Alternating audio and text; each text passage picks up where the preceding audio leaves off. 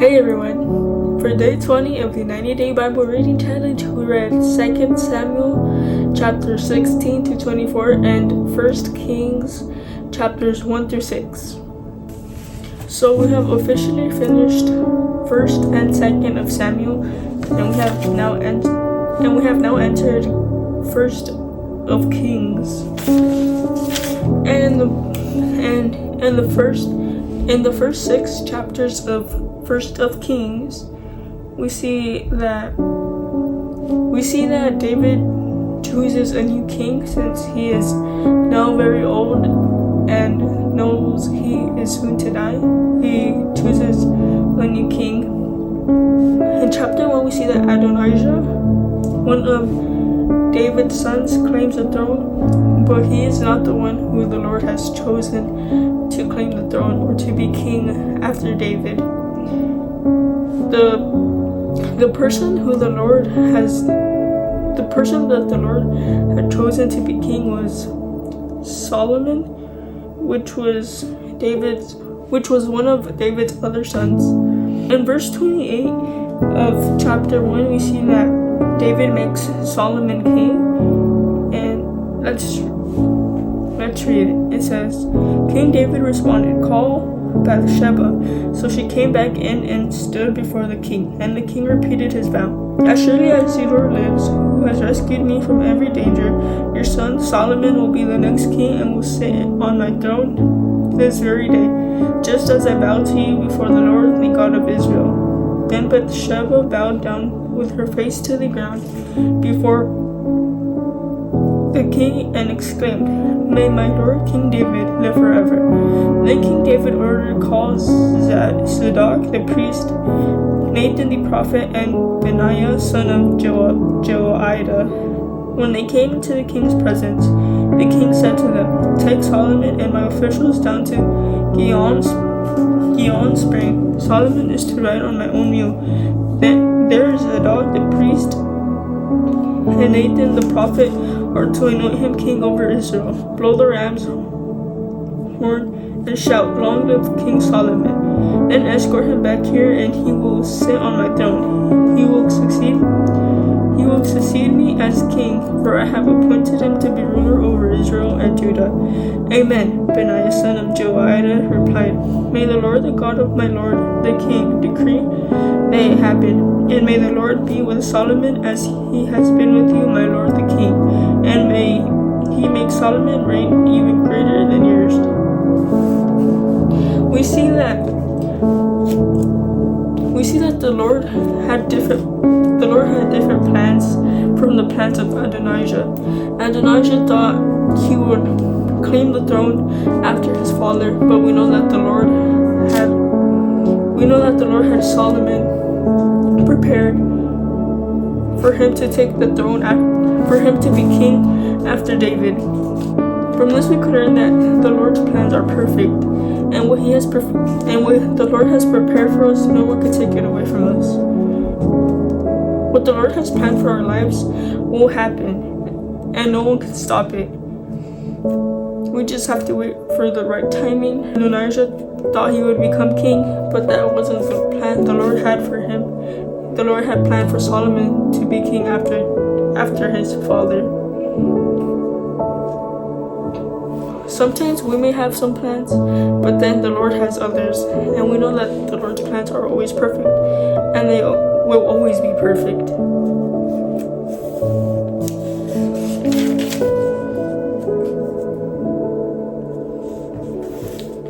In chapter 2, it's David's final instructions to Solomon before he dies.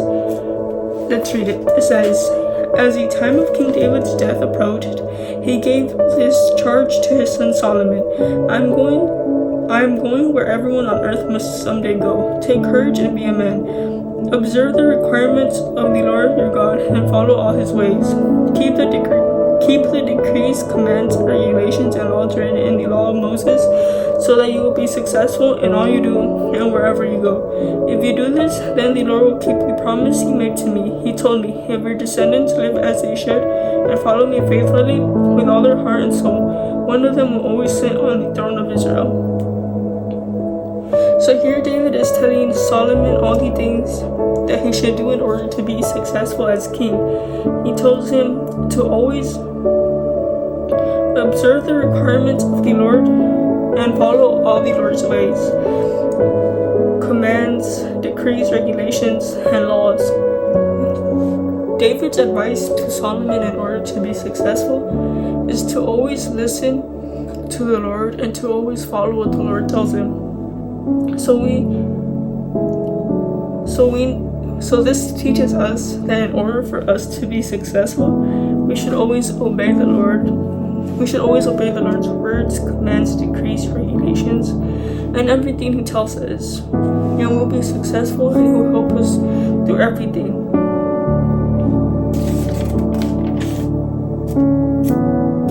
Chapter 3, verse 3 says, Solomon loved the Lord and followed all the decrees of his father David, except that Solomon to offer sacrifices and burn incense at the local place to worship. The most important of these places of worship was at Gibeon. So the king went there and sacrificed 1,000 burnt offerings. That night the Lord appeared to Solomon in a dream, and God said, What do you want? And I will give it to you. Solomon replied, You showed great and faithful love to your servant, my father David, because he was honest and true and faithful to you. And you have continued to show this great and faithful love to him today by giving him a son to sit on his throne. Now, O Lord my God, you have made me king instead of my father David, but I am like a little child who doesn't know his way around. And here I am in the midst of your own chosen people, a nation so great and numerous they cannot be counted. Give me an understanding heart so that I can govern your people well and know the difference between right and wrong. For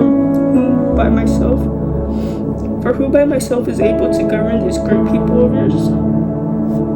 The Lord was pleased that Solomon had asked for wisdom. So God replied, Because you have asked for wisdom in governing the people with justice, and have not asked for a long life or wealth or the death of your enemies, I will give you what you asked for. I will give you a wise and understanding heart such as no one else has had or ever will have. And I will also give you what you did not ask for, riches and fame. No other king in all the world will be compared to you for the rest of your life. And if you follow me and obey my decrees and my commands as your father David did, I will give you a long life. Then Solomon woke up and realized it had been a dream. He returned to Jerusalem and stood before the ark of the Lord's covenant, where he sacrificed burnt offerings and peace offerings. Then he invited all his officials to a great banquet. So here we see that the Lord appears to Solomon in a dream and tells him to ask for anything and He will give it to him. We see that in that dream, Solomon asks the Lord for wisdom in order to be a good king and to guide the people through the right direction. And we see that the Lord was pleased with what Solomon asked for. And the Lord told Solomon that He will give him wisdom and all these other things that he didn't ask for. And then in verse 15, we see that Solomon wakes up and realizes that it was a dream. Maybe in that moment Solomon thought that what he had asked for wouldn't come true because it was a dream. He probably didn't imagine that it was truly the Lord speaking to him.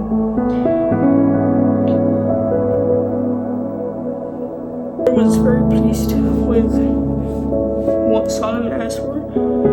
Instead of asking for riches, wealth, fame, for all these other things he could have asked for, Solomon asked for wisdom, and that pleased the Lord very much. In chapter 4, verse 20, we see Solomon's prosperity and wisdom. It says, The people of Judah and Israel were as numerous as the sand of the seashore. They were very contented with plenty to eat and drink. Solomon ruled over all the kingdoms from the Euphrates River in the north to the land of the Philistines and the border of Egypt in the south. The conquered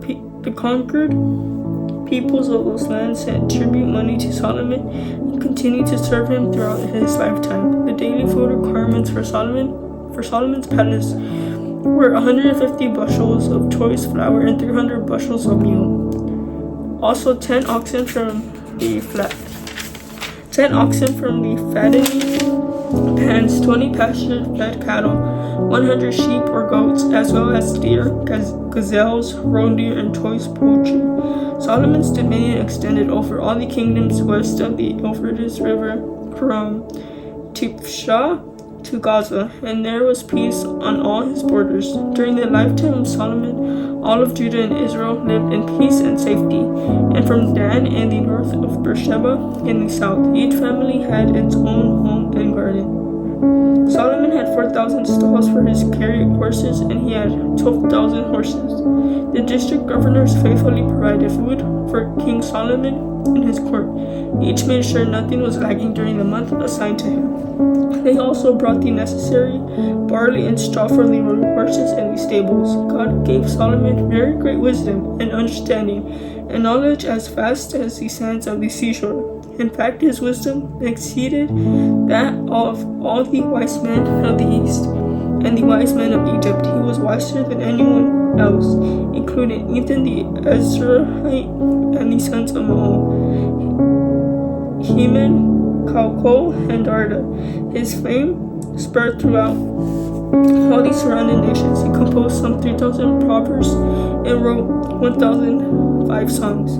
He could speak with authority about all kinds of plants, from the great cedar of Lebanon to the tiny hyssop that grows from cracks in a wall. He could also speak about animals, birds, small creatures, and fish. And kings from every nation sent their ambassadors to listen to the wisdom of Solomon.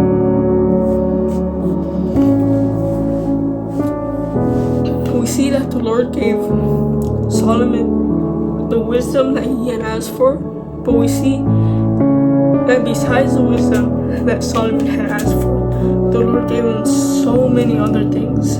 He gave him fame, money. Solomon was never in need of anything because the Lord provided all those things for him. When the Lord is pleased with us, He will give us everything we need. When we obey Him, the Lord will make sure that we have everything that we need. And we should also ask for wisdom, just like Solomon asked the Lord for wisdom, so we could walk under the Lord's commands, so we could be faithful to the Lord, so we could always serve the Lord and not do things that don't please the Lord, and only do those things that please the Lord. Solomon became very famous throughout the nations because of the wisdom he had. He was wiser than any man and any other man on the earth. He was the wisest man. He was the wisest man, and the Lord was very pleased with Solomon because he was a good man who had asked for the right thing. He didn't ask for the wrong thing. He asked for exactly what he needed. And the Lord gave him what he needed and so much more that probably Solomon didn't expect. Solomon probably didn't expect for all the wealth and all the fame he got. But it's what the Lord does. The Lord blesses us so much more than we could ever expect. The Lord is so good to us all the time, and we should always obey Him in everything. That's it for day 20 of the 90-day Bible reading challenge.